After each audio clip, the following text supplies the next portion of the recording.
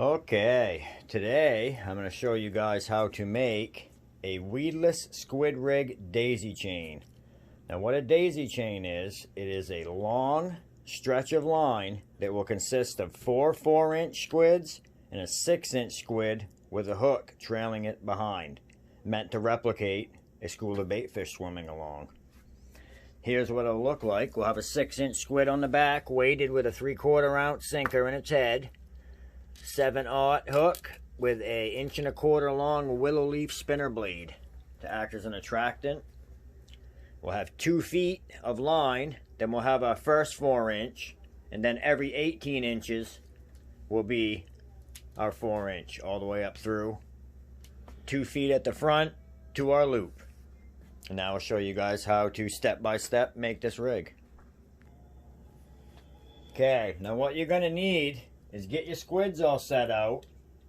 Go ahead and grab yourself a bait needle or any kind of big needle you might have. And go right down through the very tip of this. I don't like to cut them so there's a hole there. Leave them tips right as they are. And just take a needle, find center, okay, and push that needle right down through there so that line will slide through there tight and you're not making any hard edges for any grass or seaweed or anything to grab on. Remember, this is meant to be a weedless rig. Days it's real weedy out, there's a lot of grass, you'll be able to tow this and won't be pulling it in every 10 minutes to get the weeds off it. So go through, poke them all open. Make sure you don't jab yourself in the finger. A nice sharp needle obviously is a big plus. But just take your time and really make sure you're centered. If you drive this off center or crooked, it's going to tow crooked, you know. It's not going to pull good. And that's the last thing you want, is to make a mess. So take your time. Do a good job.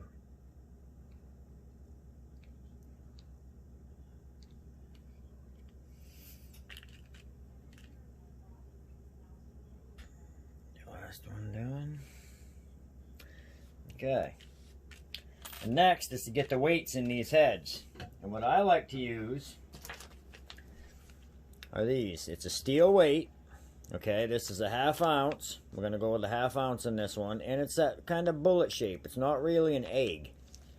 Okay, and then for the small ones, we're going with the same shape, but in a 1/4 ounce. Okay.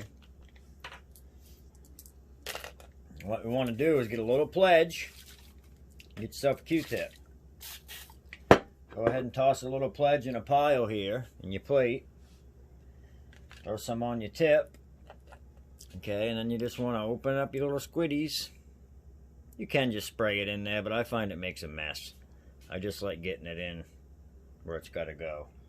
Okay, and I put a little bit on my weight. And then it's just a matter of, and make sure, you got to make sure these go in straight. Can't be all crooked in here either. And we're going to force that weight, okay, right up into the head of that squid like so. But again, look in the back. And if you look, kind of hard to see on camera, but we're crooked. Okay, so I need to adjust this by just pulling the skirt around and keep messing with it until you achieve that, where your sinker hole is right dead center and everything is going to come out perfect that way. So that's done. Go ahead and do the rest of these little ones. I'll show you guys one and then I'm going to pause it and I'll do the rest because it's just going to be a long drawn out video otherwise. But again, just use that pledge as lube down in there. Make sure you have all your little legs out of the way. And just drive that sinker right up in that head. Okay. So there we go. I'm going to pause this, get these other 3 done, then we'll come back. Okay. We've got all our weights in. Okay. There's a 1/4 ounce in each one here, so that makes up 1 ounce. Then we've got a 1/2 ounce in here, so this whole rig will be 1.5 ounces. Which, you know, if you're towing 5 to 8 knots, this this will do good. You know, you go much faster than that, and it's going to kind of skip up top unless you have a weight ahead of it. But now we'll jump on. We're going to need 7/0 hook.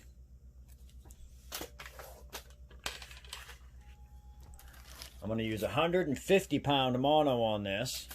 And what we're going to do is our layout. Again, I'm not going to show this on camera because I got to crawl around on the floor. But basically what I'm going to do is I'm going to start from one end of my line. I'm going to measure 2 feet. I'm going to put a mark.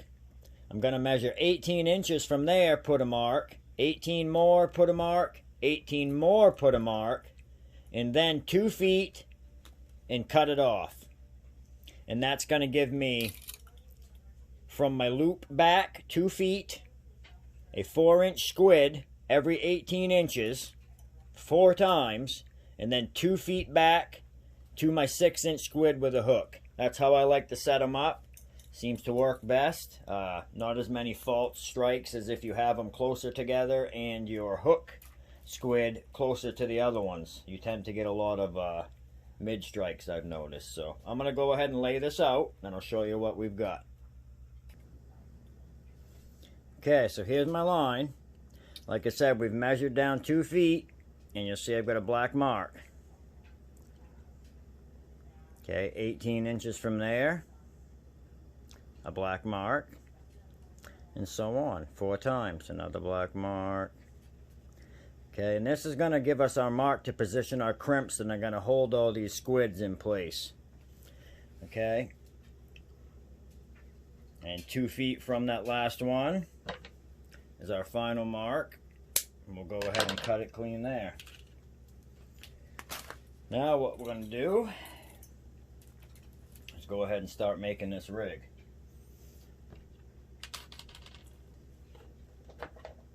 Go ahead and get my chafe gear. Okay, which is basically a hollow material made to wrap your line so your line doesn't get the abuse. Okay.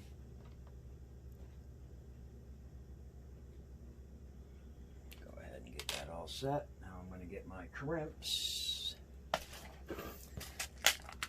And what we've got to do is, this calls for a 1.4 millimeter crimp because I'm using 150-pound mono on these.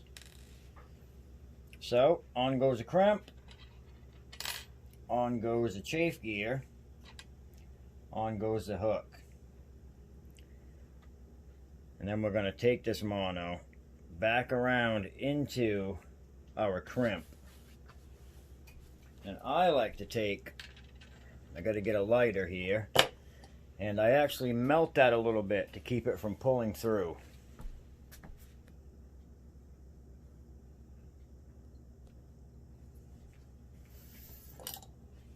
Okay, now what you'll do is kind of pull some extra out and make sure you're guarding this other line. But when you burn that, it'll give it a little ball on the end.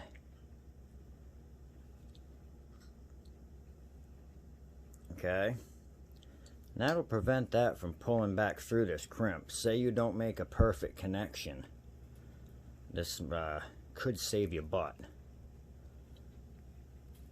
Okay, so that's all pulled together nice. Go ahead and grab your crimps and make sure you use the correct slot in your crimps for the size crimp that you're using. Under crimping, it's going to slip. Over crimping, and you're going to squish your line and weaken it. So there we go. Now we'll start threading this together, which I know because I've already measured it out. For the 6 millimeter beads that I'm using, okay, we need 7 of these to space our hook down to the tail end of that 6-inch squid. So I'm going to put on 7 beads.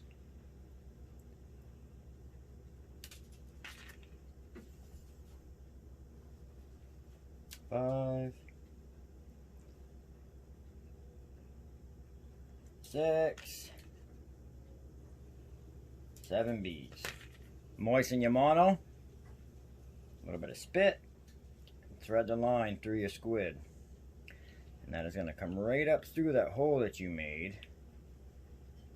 Okay, and see how I'm having to fight it? What I need to do is just come back with my needle and go ahead and get that opened up a little bit. Because it does squeeze right back together, and it's going to squeeze on this line good and tight, which is what we want. Because that's what gives us our weedless part of it.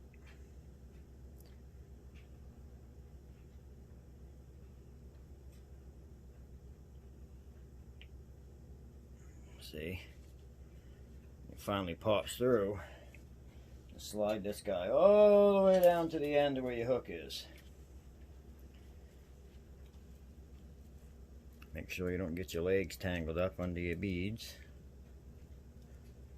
Okay. And there we go. And you can see that that is perfect. And now we're going to start sliding our little squids on down to each of our marks. Again, a little bit of saliva on the end of that mono. And don't sit here and fight with it too much. If it doesn't want to poke up through, come back with your needle. And just go in there with it for a minute, because it'll help stretch that back out.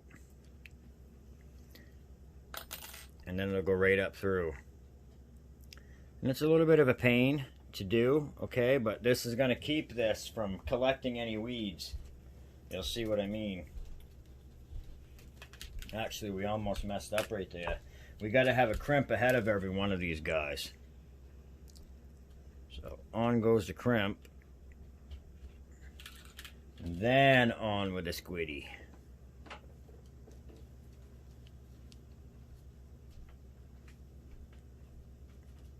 Okay. And then we're going to follow by a crimp. And another squid. Which again, I'm going to go ahead and just go down through with my needle first, so I'm not going to have to fight this as much. It's always a little tricky getting it up through there, because like I say, that is that silicone skirt is going to squeeze right around that line.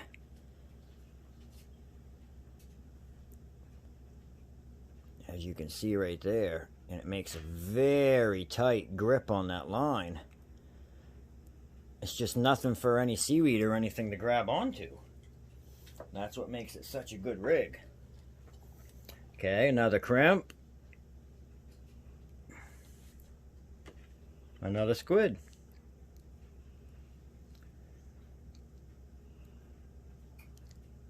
Go stretch in.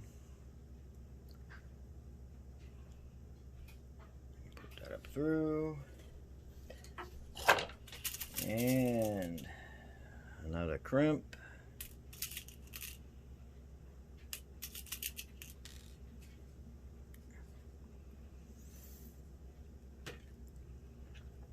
followed by our last squid.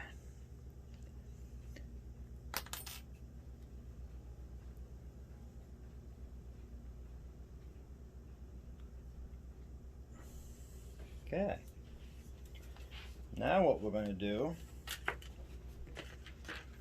we're going to come back up here. Okay, we're going to take this first crimp that come down, we're going to find our mark. Okay, we're going to go ahead and use the tip of our crimps ever so gently. And I'm kind of sliding this. As I'm squeezing, I'm pulling on the pliers until I feel when this stops. And I'm just going to pull and make sure it holds good. And then that's it. Make sure your legs are out of the way. And pull that down against that. Then we're going to get up to our next one. Find our crimp. Look for our black mark. There it is. There's the black mark. Again, we're just going to come in with our crimp right over that mark. Using the tip of our crimps, ever so gently, just squeezing one side as we're pulling. You know, you don't need, nothing's really going to be yanking on these, so don't overdo it where you're crushing your line, because you're going to cause a weak spot doing that. And that is not going to be good. Okay. I'll find the other black mark. Put our crimp on it. Use just the tips of these again. And like I said, I'm kind of pulling and making sure this can't slide. And I'm just going along in 3 little pieces. And using the very tip of these nippers just to get that cinched down on there. So it ain't going to let these slide. It's going to keep them spaced at the 18 inches that we want them. Okay. Coming up here. Looking for our last mark, which was hiding right underneath the crimp. So, to crimp over our mark. Using these kind of at a 45-degree angle to the crimp itself. Cinching it down. Don't overthink it. You know, just kind of be gentle with it. Okay. And that's what we've got now. We've got all of our squids in line. And now at the final end, okay, we're going to come up here. I like to go 2 feet off this squid. Okay, so here's my 24 inches. I'm going to go an inch beyond that just by eye. My fingers mark the 24. I'm going to give it an inch. And that's going to allow for my loop. Okay, I have these gauged just by the first crease of my finger. That's how long I like my chafe gear for my loops. I know that just by feel. And again, on goes a 1.4 crimp. On goes my chafe gear.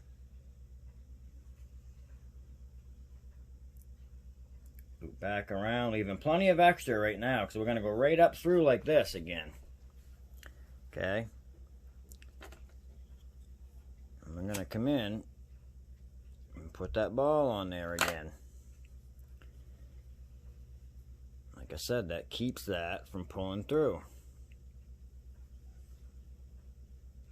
Okay, and there's your loop. And that's how a lot of people will do them, and just crimp it down. Okay, I don't like doing it this way. I'm going to show you the way I like to do it. Come back up, snip this ball off. Pull this back out. We're going to run over here. Okay, we've got a 150-pound mono. We know that. So I'm going to go with a 230-pound barrel swivel. That way I know my terminal tackle is not going to break.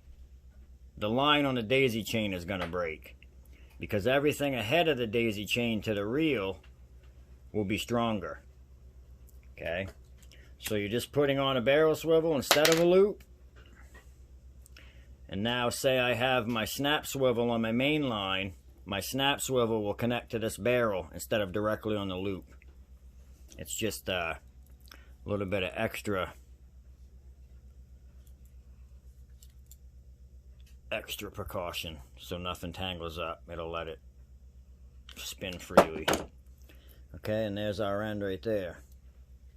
So now we've got from our barrel swivel 2 feet of line to our first 4-inch, 18 inches to the second, 18 more to the third, 18 more to the fourth, and then 2 feet of line down to the last 6-inch with our hook. And that's how you make a weedless squid rig daisy chain. Now I just take these, okay, and simply I'll spin them in a circle like so. Making sure the line ain't twisted. You got to keep flopping the line around so it lays flat.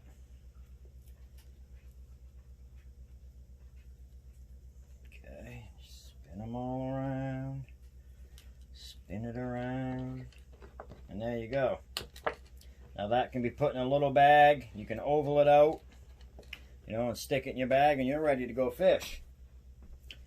But These are real good handy rigs to have. Like I said, especially if it's weedy out, this is really all you're going to be able to pull without stopping, reeling in, and unhooking the seaweed off your lines every friggin' 10 minutes. Okay, but you can whip them up fairly easily. And like I said, lay your line out with the tape measure. Okay, keep everything even. That way, if you're pulling two of these, everything stays fairly close to being the same. You know, you don't have nothing that's all off and weird. And the last step's going to be to put our willow leaf spinner on, which I use is just 1 1/4 willow leaf. Okay, I'm going to throw you guys back in the tripod here. I'll show you real quick. 1 1/4 willow leaf, and these come with a little barrel swivel. It's a 35-pound barrel swivel. Now, of course, it doesn't have to be real strong because nothing's going to bite and pull on this any more than 35 pounds of pull. But I noticed these fit real good over these hooks. I'm just going to put it down. Okay, and then I have to configure it until the single piece of that split ring is right over that barb and push, and it'll fall right on like that. And I mean, it's never coming off there once you get it on. It kind of stretches it and pops on. But see, now you're all set. And what happens is this spins behind this hook, and it makes it look like the fish's tail wagging, flipping back and forth, and it just adds that little bit of extra attractor that really brings them in to chomp on this baby.